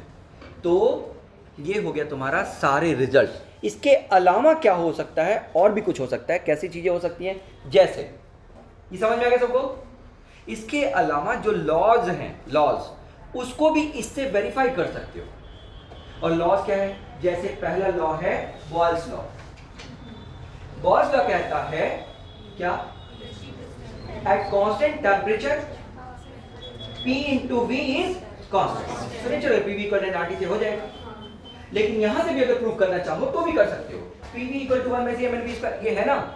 टेम्परेचर कांस्टेंट तो V क्या हो जाएगा अपने आप, और जब कांस्टेंट हो जाएगा PV इक्वल टू क्या हो जाएगा? कांस्टेंट। यानी वही चीज यहां से भी कर सकते हो जो PV इक्वल टू nRT से कर सकते हो। तो बॉयल्स लॉ कहता है at constant temperature P into V is constant, that is P1V1 equal to P2V2। समझ गए? यानी किसी एक जगह का प्रेशर और वॉल्यूम का रेशियो प्रोडक्ट उतना ही होगा जितना कि किसी दूसरी जगह का। कब? अब ये सब छोटी छोटी बातें। चार्ल्स लॉ क्या कहता है? एंड कांस्टेंट प्रेशर T और V का रेशियो क्या रहेगा भाई? PV इक्वल टू nRT में प्रेशर क्या कर दिया तुमने? कांस्टेंट। तो T और V का रेशियो क्या हो जाएगा? कांस्टेंट। तो T1/V1 इक्वल टू, छोटी छोटी बातें सुना कि नहीं बच्चों? और कौन से होते हैं? गैल्स लॉ, ये सब तुम केमिस्ट्री में ज्यादा पढ़ते हो, यहाँ पे मैं नहीं पढ़ाने वाला हूँ, तो ना पढ़ लेना जी। लेकिन वो सारे रिजल्ट यहीं से हम प्रूव कर सकते हैं। मेरी बात समझ में आ गई? ये हो गया तुम्हारा पहला पार्ट, फर्स्ट पार्ट खत्म। सही, आगे बढ़े। सेकेंड पार्ट है एनर्जी से जुड़ा हुआ। किससे जुड़ा हुआ? अच्छा, जरा एनर्जी से जुड़े हुए पार्ट को अगर देखते हैं तो क्या होता है? तो सबसे पहले इससे समझो कि ये मार्वल की मूवी तुम्हें अच्छी क्यों लगती है? नहीं अच्छी लगती? क्यों लगती है? मार्वल की मूवी अच्छी क्यों लगती? अभी अच्छी लग रही है? थोड़ा थोड़ा कचड़ा हो रहा है। क्यों कचड़ा हो रहा है? जरा ध्यान से, आराम से, सीरियसली, हाँ, क्योंकि हम साइंस पढ़ने वाले इसके बेसिस पे ना। कुछ कैरेक्टर ज्यादा ही हो गए हैं। ये कैरेक्टर ज्यादा हो गए कि कुछ और ज्यादा हो गए? जरा आराम से, आराम से, रुको रुको रुको। ये कैरेक्टर ज्यादा हो गए हैं या उनकी एनर्जीज कुछ गड़बड़ा गई हैं, फालतू की एनर्जी लेके आ रही है? यानी वो असल में कैरेक्टर नहीं है, वो असल में एनर्जी है। और एनर्जी क्या हो गई? सैचुरेट हो गई। अरे आँख की एनर्जी, कान की एनर्जी, बाल की एनर्जी, बॉडी, हथौड़ा, संदड़, ये वो सब खत्म हो गया, बचा ही नहीं कुछ। इसका मतलब कि सारी एनर्जीज उसने यूज कर ली। अब किसी नए को कौन सी एनर्जी दोबारा तो देगा नहीं। दो दो तीन तीन दिमाग वाले हो गए, है कि नहीं? वो भी आ गया था दिमाग वाला, वो उसका कुछ काम नहीं रहा तो उसको निकाल दिया धीरे धीरे। सोचो, इसका मतलब ये है, सोचो इसको सही में सीरियसली सोचोगे तो तुम्हें एक्चुअली आदमी को एनर्जी पसंद है कि बस कहीं से भी एनर्जी मिल जाए, और उसका फायदा उठाया है किसने? उसको चाहिए, यानी हर आदमी को क्या चाहिए कि कुछ नई एनर्जी उसके पास वो चाहे ना, वो फील करता है कि अरे वाह, कभी स्पाइडर की एनर्जी, तो कभी लेजर निकल गया आँख से सुपरमैन में, है ना, कभी उड़ सकता है। ये सारा खेल किसका है? हमारे दिमाग के जो चॉइस है, किस चीज़ को चूज करता है? एनर्जी को, उसका है। क्योंकि तुम सारे मार्वल्स के जो स्टार्स हैं उसमें भी तुम अपनी एनर्जी ढूंढते हो कि कौन सा मुझे सबसे ज़्यादा पसंद है, होता है ना? क्योंकि तुम्हें जो ज़्यादा पसंद है वो कहीं ना कहीं से अटक जाएगा उसमें। हथौड़ा किसी को ज़्यादा पसंद होगा तो किसी को वो क्या नाम है, क्योंकि वैसा हमारा दिमाग है, हमें वो अट्रैक्ट करता है, हल्क अट्रैक्ट करता है कि थोड़ा ज़्यादा इंटेलिजेंट नहीं चाहिए, बस मार धाड़ करने वाला चाहिए ना। किसी को ज़्यादा इंटेलिजेंट चाहिए तो वो कैप्टन अमेरिका पसंद करें, होगा कि नहीं? यानी ये सारा खेल क्या है, केवल हमारे दिमाग का फ्रीक्वेंसी मैच कराता है। जितनी एनर्जी सबसे फ्रीक्वेंसी मैच, अब सारी फ्रीक्वेंसी मैच हो गई, काम खत्म हो गया। तो अब मार्वल की मूवी परेशान हो रही है, क्यों? उनको समझ नहीं आ रहा है कि कभी सी हेल्प बना देता है तो कभी ही हेल्प बना देता, कुछ भी कर देता है। अब उनको मिल ही नहीं रहा ना कुछ। अरे समझ में आया? तो एक आदमी, सब लोग ध्यान से बस समझो, अब हम अपने लेवल पे चल जाते हैं। इसका मतलब ये सारा खेल एनर्जी का है। और आदमी की कितनी एनर्जी हो सकती है भाई? आँख, कान, नाक, ये एक की एनर्जी, वो ऐसे छू देगी तो उसका है ना एंटीना जल जाता है, वो सुला देती है ना। अब देखो कैसी कैसी एनर्जी बैठ के बना रहे हो, जबकि उसका कुछ यूज़ नहीं है। वो ग्रुप का क्या एनर्जी है भाई? समझ गए? मतलब कुछ भी एनर्जी बना रहे, लेकिन मॉलिक्यूल बेचारा है, उसके आँख, कान, नाक, हाथ, पैर नहीं है, तो उसकी एनर्जी लिमिटेड है। उसकी एनर्जी, लेकिन कौन कौन सी एनर्जी हो सकती है जरा सोचो। अगर तुमको तुम्हारे हाथ पैर ना हो, आँखों भी ना हो, तो बताओ मार्बल वाली एनर्जी तुम्हें कौन कौन सी एनर्जी दे सकता है? सोच के देखो, एक बार सोचो। तुम एकदम गोल हो, हाथ पैर नहीं है, बस गोल हो, एकदम गोल, सही? सोचो आराम से, जैसे ही तुम सोच लोगे वैसे ही तुम्हें ये टॉपिक खत्म हो जाएगा अगला। तो एक मॉलिक्यूल जिसके हाथ पैर नहीं है, यानी तुम जिसके हाथ पैर, आँख, बाल कुछ भी नहीं है, एकदम गोल हो। अब तुम्हारे पास एनर्जी है, तो कैसी एनर्जी? केवल क्या कर सकते हो? ऐसे भागो, एक्स में भाग सकते हो, या वाई में भाग सकते हो, या वो तो उछल सकते हो, जेड में भाग सकते हो, यही ना? या तो घूम सकते हो, कैसे भी घूम, और कुछ हो सकती है? समझ गए? एक मॉलिक्यूल की मैक्सिमम क्या एनर्जी हो सकती है बताओ? एक्स में भागो, वाई में भागो, जेड में भागो, है कि नहीं? आराम से। ये शक्तिमान की एनर्जी क्यों है भाई?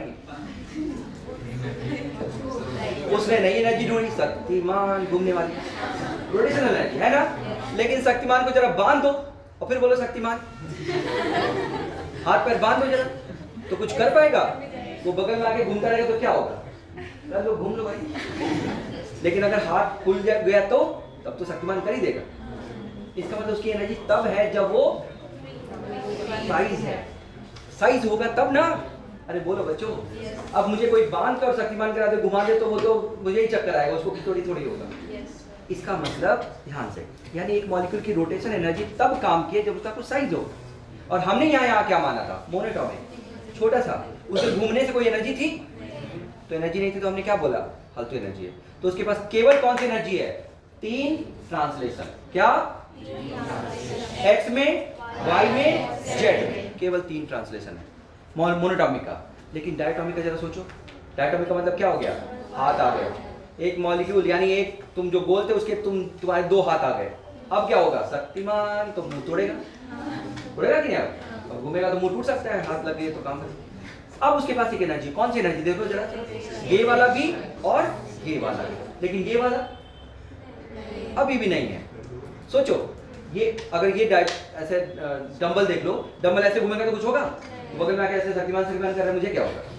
लेकिन ऐसे करेगा तो तब खतरनाक है। तो डंबल अगर ऐसे घूमने लगे तो करेगा, ऐसे घूमने लगे तो भी करेगा, लेकिन ऐसे घूमे तो बेकार है। इसका मतलब शक्तिमान बन के तभी काम आएगा जब साइज हो।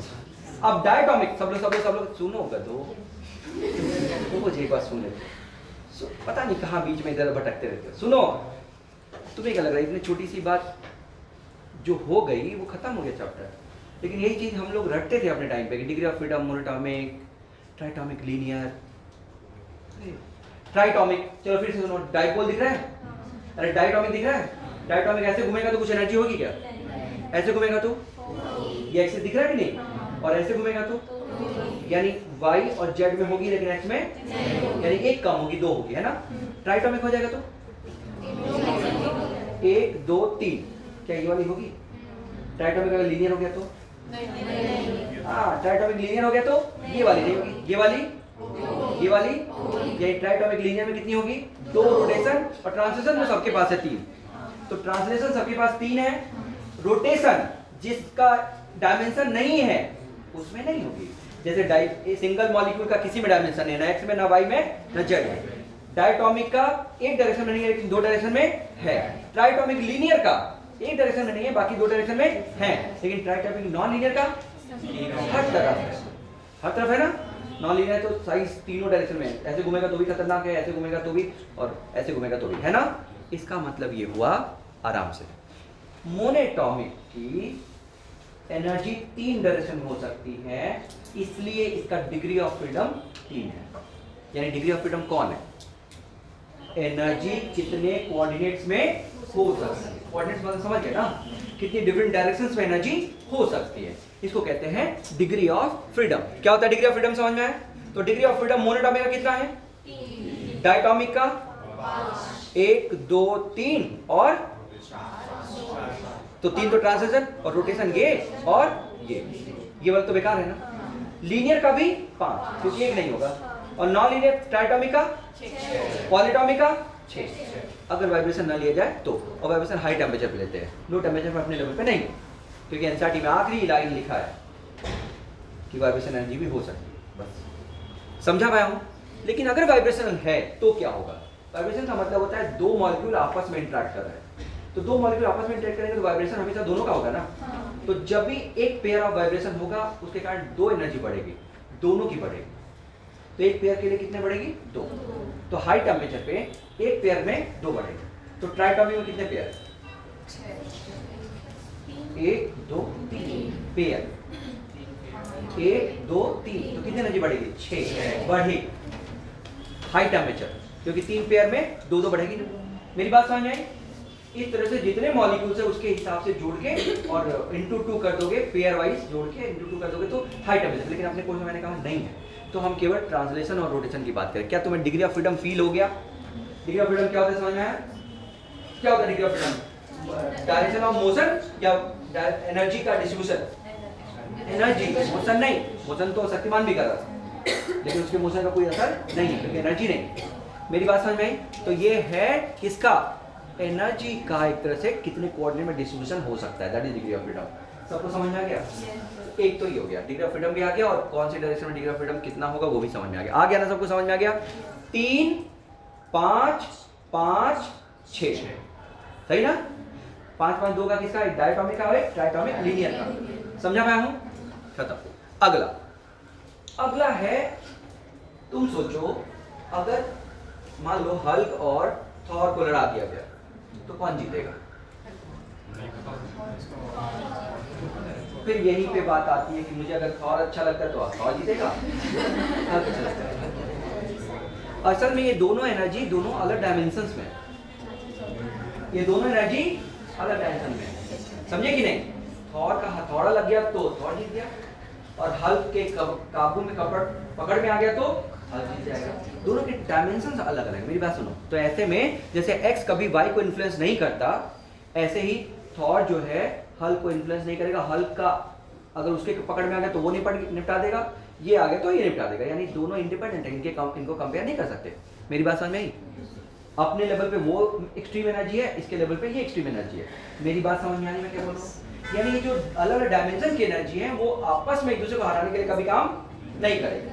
उसके रास्ते में ये आएगा तो ये निपट जाएगा, इसके रास्ते में वो आएगा तो ये निपट जाएगा। मेरी बात समझ में? समझो इस लाइन को समझो।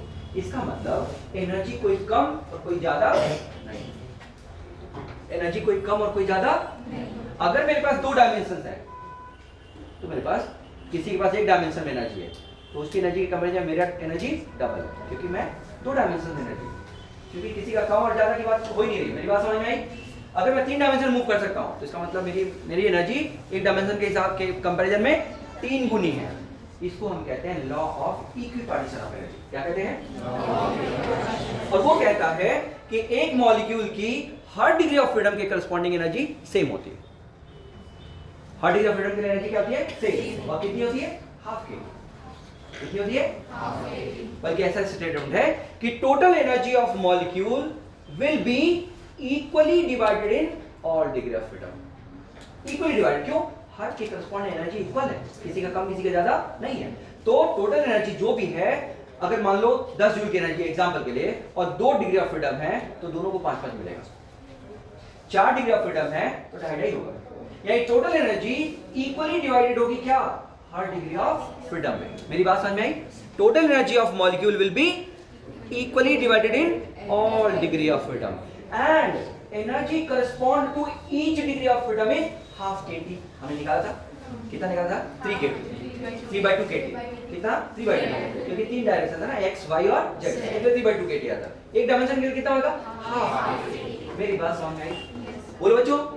तो degree of freedom correspond to each degree of, मतलब energy correspond to each degree of freedom will be half kT।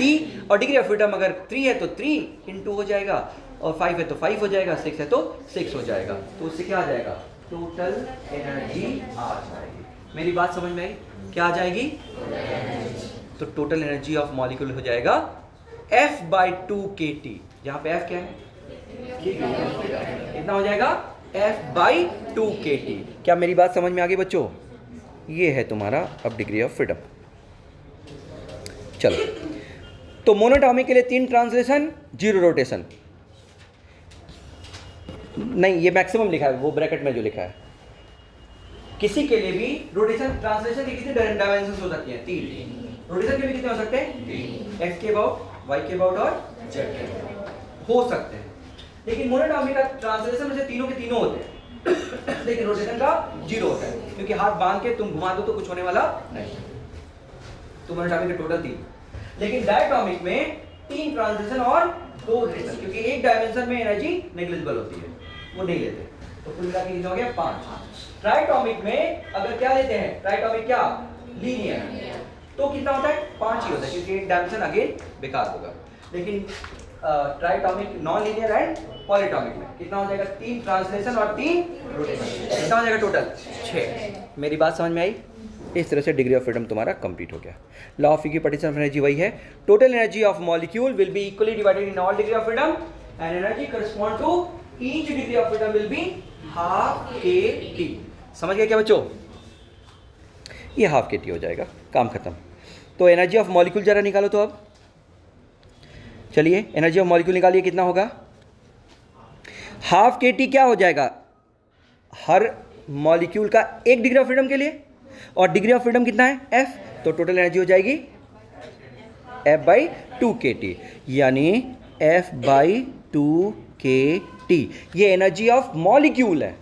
Energy of क्या है? अच्छा, अब एनर्जी ऑफ गैस निकालना है, तो जितने मॉलिक्यूल हैं सबकी एनर्जी को किससे मल्टीप्लाई कर देना है? नंबर ऑफ मॉलिक्यूल से। तो सबको नंबर ऑफ मॉलिक्यूल से मल्टीप्लाई कर दिया, समझे कि नहीं? अपनी तरफ से एवोगैड्रो नंबर से डिवाइड और मल्टीप्लाई कर दिया। तो ये जो n/, एवोगैड्रो नंबर कितना है? वो नंबर ऑफ मोल्स। क्या है? Number of moles. और ये k इंटू Na क्या है? R है ना? तो हो जाएगा, ये हो जाएगा R, और ये हो जाएगा मोल। मोल हो गया ना? कितना आया answer? F/2 nRT। F/2 nRT। सुनिए क्या सब लोग? F/2 nRT हो जाएगा हमारा क्या? Energy of gas. F/2 nRT। ये भी प्रूव किया था, ऊपर किया था ना? ये भी ऊपर प्रूव किया था ना? F/2 nRT, 3/2 nRT किया था। 3 क्यों लिया था? क्योंकि वहाँ पे मोनोटॉमिक हमने माना था, और मोनोटॉमिक के लिए डिग्री ऑफ फ्रीडम 3 होता है, तो F की जगह पे क्या आ जाएगा? 3। तो वो जो डिराइव किया था वो यहाँ पे फिर से दोबारा प्रूव कर रहे हैं। सुना के बच्चों सब लोगों ने? इस तरह से टोटल एनर्जी ऑफ गैस आ गया, टोटल एनर्जी ऑफ मॉलिक्यूल आ गया, यानी रिजल्ट क्या आ गया? समझ में आ गया? पूरा चैप्टर एकदम रटा हुआ है कि नहीं? रटा हुआ है कि नहीं? पक्का सब लोग दिख रहा है ना? चैप्टर पूरा दिखना चाहिए एकदम। यहाँ तक अभी है, बाकी हो गया चैप्टर, इतना ही है। क्वेश्चंस बाकी बचे हुए हैं। चैप्टर मतलब असल में एक वर्क भी दिया है जैसे बुक में, वो वर्क हम लोग थर्मोडायनामिक्स में पढ़ते हैं, बस उतना सा छोड़ दो। बाकी थर्मोडायनामिक्स की जितनी रिक्वायरमेंट है वो इतनी है, मतलब केटीजी की। तो केटीजी में ओवरऑल केवल 2 ही पार्ट है, प्रेशर और एनर्जी। प्रेशर का असर 1/3 mv², एनर्जी का असर law of equipartition of energy and degree of freedom से। समझ गए? छोटी छोटी बातें समझ में आ गई। बीच में एक कौन है? PV = nRT। PV = nRT को थोड़ा केमिस्ट्री में तुम थोड़ा अच्छी तरह से पढ़ लेना, वहाँ पे थोड़ा ज़्यादा है, क्योंकि वो रियल गैस भी है ना, तो आइडियल गैस भी पढ़ाता है और रियल गैस भी पढ़ाता है, और वो डिफरेंस वहीं से समझ में आता है। ठीक है ना? पढ़ा दिया है क्या सर? पढ़ा दिया ना? तो वो डिलीटेड है क्या? हो गया। पूरा डिलीट है? तो इसका मतलब PV = nRT को मुझे अगली बार से पढ़ाना पड़ेगा। नहीं, वो सही है, मतलब डिलीट है तो अगली बार की बात। ओके, यानी चार्ल्स लॉ ये सब कुछ नहीं है? ओके, ठीक है, ठीक है, ठीक है, ठीक है, ठीक है। मुझे नहीं पता था कि केमिस्ट्री में डिरिवेटेड है।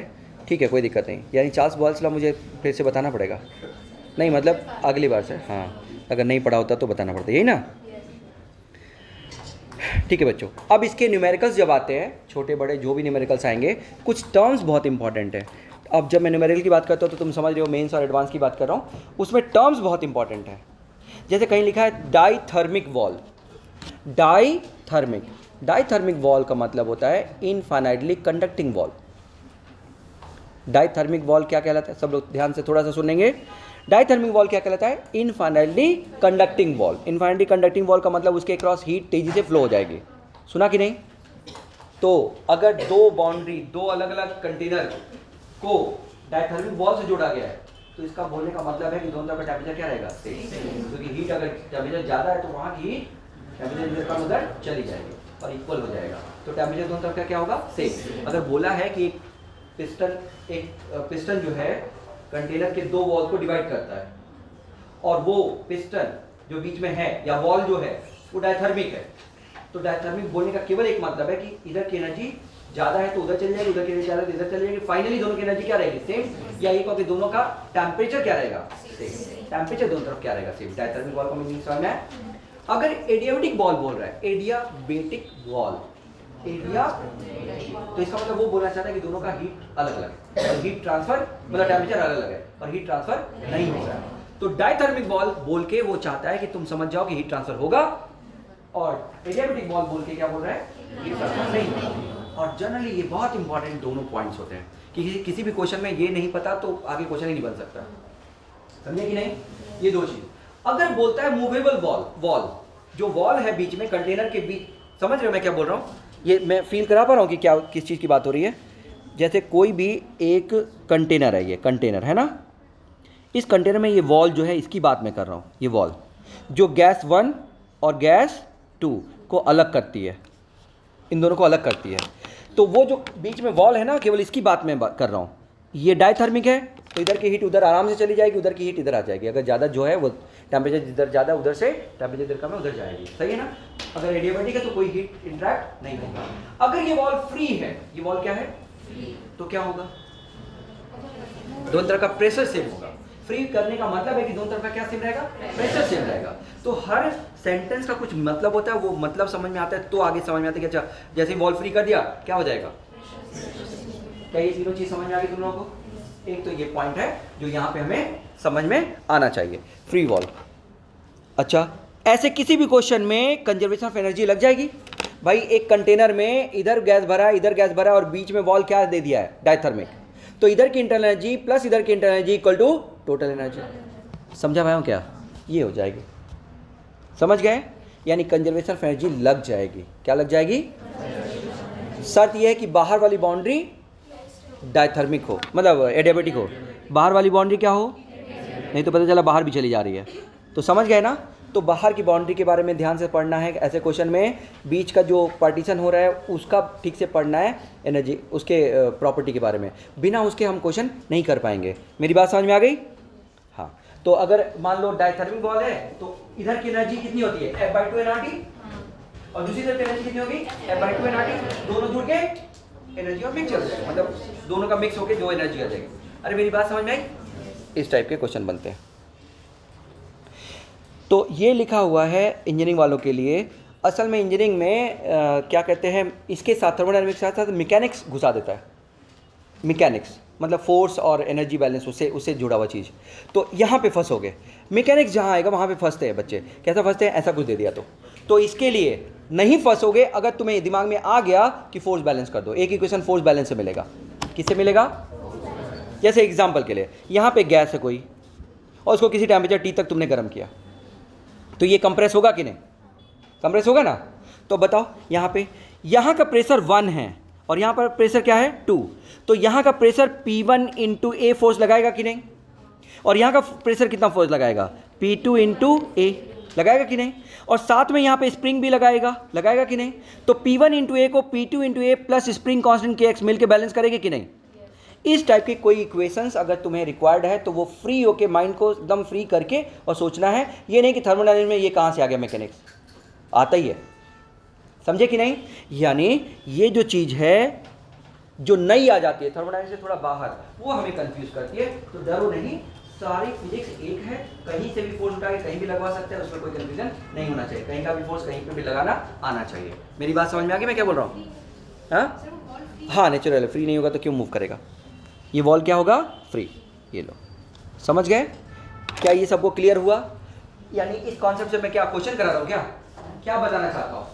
मैं ये बताना चाहता हूँ कि अगर कोई क्वेश्चन ऐसा आ जाए तो तुम्हें सोचना पड़ेगा कि एक इक्वेशन जो है वो बनेगा किससे? फोर्स बैलेंस करके। क्या बैलेंस करके? तो भाई हम पूरी फिजिक्स जब पढ़ते हैं तो फोर्स बैलेंस की बात करते हैं, एनर्जी की बात करते हैं, तब जाके बात आती है ना कि काइनेटिक थ्योरी ऑफ गैसेस में क्या एक्स्ट्रा है। वो दो तो सभी पूरी फिजिक्स में लगता है, तो वो दो तो छोड़ना नहीं है, वो तो हमेशा लगने के लिए तैयार, लगाने के लिए तैयार रहना चाहिए। क्या ये सबको क्लियर हो गया? जैसे ये भी एक है एस.सी. वर्मा के कोई क्वेश्चन अगर ट्राई करना चाहते हैं इंजीनियरिंग वाले तो ये कर सकते हैं। जैसे ये क्या है? एक ट्यूब है, ट्यूब को दो पार्ट में डिवाइड किया गया है with the help of mercury column. वो बीच में क्या है? Mercury column. तो हॉरिजॉन्टल अगर ट्यूब को रखोगे तो मर्करी कॉलम बीचों बीच आएगा, लेट दोनों आइडेंटिकल है तो आएगा कि नहीं? लेकिन जब ऊपर कर दोगे, ऐसे उसको खड़ा कर दोगे कॉलम को, तो क्या होगा? तो वो थोड़ा नीचे आएगा। क्यों? उसका वेट नीचे खींच के लाएगा कि नहीं? और उस कंडीशन में क्या होगा जरा बताओ? नीचे वाला जो प्रेशर है ये ऊपर फोर्स लगाएगा कि नहीं? अरे बोलो। तो ये फोर्स कितना लगेगा? P1A। और ऊपर वाला जो है वो भी प्रेशर लगाएगा, कितना? P2A। और साथ में वेट भी नीचे जाएगा। तो नीचे का प्रेशर, नीचे का force will be equal to weight plus ऊपर का फोर्स। क्या ये नहीं होगा? यही चीज़ मैंने यहाँ पे कर दिया है। केवल मैं ये बताना चाहता हूँ कि जो हमारे सामने काइनेटिक थ्योरी ऑफ गैसेस के कॉन्सेप्ट्स हैं, उसके एडिशन में जब ये कॉन्सेप्ट हमारे साथ आते हैं तो हमें थोड़ी परेशानी होती है। तो तुम प्रिपेयर्ड रहो, पहले से तैयार रहो मैकेनिक्स का कोई कॉन्सेप्ट यूज़ करने के लिए। मेरी बात समझ में आ गई? हाँ, ये समझ गए? ये छोटे छोटे कॉन्सेप्ट्स हैं जो मिस कर जाते हैं, वही मैं हाईलाइट कर रहा हूँ। एक जैसे इंपॉर्टेंट चीज़ है कि अगर PV इक्वल टू NRT कहीं लगाना है तो बहुत बार सारे बच्चों को लगता है कि PV इक्वल टू NRT में बॉल्स लॉ क्या है, चार्ल्स लॉ क्या है, कन्फ्यूजन हो जाता है, किसको वॉल्यूम को कांस्टेंट माने, कब प्रेशर कांस्टेंट माने, कब टेम्परेचर कांस्टेंट, ऐसा होता है। तो अच्छा होगा कि तुम PV इक्वल टू NRT को यूज़ करते समय ऐसा यूज़ करो, PV upon NRT 1 equal to PV upon NRT 2। अब साफ साफ दिख रहा है कि जो कांस्टेंट है वो अपने आप कट जाएगा। मेरी बात समझ में आई? देखो, ये देखो, तो मत सोचो कि बॉल्स लॉ चार्ल्स लॉ क्या है, सीधा ये 1 है ना, PV अपॉन NRT क्या होता है? 1। ये भी 1 है, 1 है ना। अरे PV अपॉन NRT की वैल्यू कितनी आएगी? 1। ये भी वैल्यू 1 है और ये भी वैल्यू क्या है? 1 इक्वल टू 1 तो हमेशा लिख सकते हो ना। तो ये लिख दिया। अब इसमें जो सेम है वो काटते जाओ, P सेम है तो P कट जाएगा, V सेम है तो V कट जाएगा। मेरी बात समझ में? यानी इक्वेशन ऑफ स्टेट का यूज करना है तो मैं कहूंगा कि बॉल्स लॉ, चार्ल्स लॉ ये सब यूज करने के बजाय सीधा ये यूज करो। इसमें जो कॉमन है वो काटो। मान लो मोल कांस्टेंट है, मोल काट दो, जो कांस्टेंट आपको कट ही जाएगा। समझे कि नहीं? तो चार्ल्स लॉ, बॉल्स लॉ मत यूज करना अलग अलग, बल्कि एक साथ ये यूज करना। सही है? एक और क्वेश्चन हमेशा परेशान करता है कि एक कंटेनर है और दूसरा कंटेनर है, इसमें गैस 1 है, इसमें गैस 2 है, दोनों को वायर से जोड़ दिया। दोनों किससे जोड़ दिया? तो वायर से जोड़ दिया तो क्या होगा? पहले इसमें मोल कितना था? N1। यहाँ पे मोल कितना था?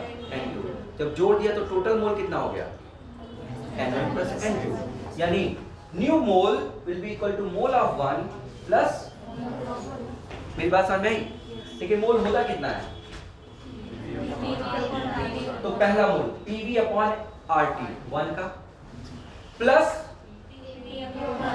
2 का इक्वल टू नया PV अपॉन RT। ये इतनी बार गलती हो, मैं ही शुरू में बहुत गलती करता था इसमें, ये चीज़ ध्यान ही नहीं आती थी। ये मोल वाला ये बहुत इंपॉर्टेंट है बच्चों, ये छूट जाता है दिमाग से, छोटी चीज़ है ना, निकल जाती है कि एक का मोल प्लस दूसरे का मोल इक्वल टोटल मोल, ये बार बार भूल जाता है। फ्लूइड सर ने पढ़ा है, वो ऐसे वो पढ़ा है, सरफेस टेंशन भी नहीं पढ़ा है, उसमें भी एक क्वेश्चन आता है कि एक बबल है, एक और बबल है, बड़ा बबल, दोनों को एक पाइप से जोड़ दिया, तो बताओ कि जो नया बबल बनेगा वो उसका साइज क्या होगा? सेम क्वेश्चन है, एक का मोल प्लस दूसरे का mole equal to new mole, same question है, उसमें आता है। बस प्रेशर की जगह पे 2S/R वो जो होता है सरफेस टेंशन वाला प्रेशर, एक्सेस प्रेशर, वो आ जाता है बस। तो उसमें भी क्वेश्चन आता है, ये का अच्छा काम आता है, ध्यान से। मैंने ये अभी 4-5 पॉइंट जो नीचे के बताया वो क्वेश्चंस जब करोगे तो इस सब की जरूरत पड़ती है, ये बताया मैंने, याद रहेगा? हो गया बस। इसके अलावा एक छोटी चीज़ और बता दूं, उसके बाद अब ये थर्मोडायनामिक्स शुरू हो गया है, लेकिन उससे पहले मैं तुम्हें एक छोटी चीज़ और बता दूं। वो क्या है? मिक्सचर के बारे में, बस ख़त्म है। थक गए हो? टाइम बताओ। अच्छा, अभी तो काफ़ी टाइम है, तो क्या गैप कर दूँ? ठीक है, थोड़ा गैप कर दें। ठीक है, तो आते हैं तो पढ़ते हैं, फिर क्वेश्चन करेंगे।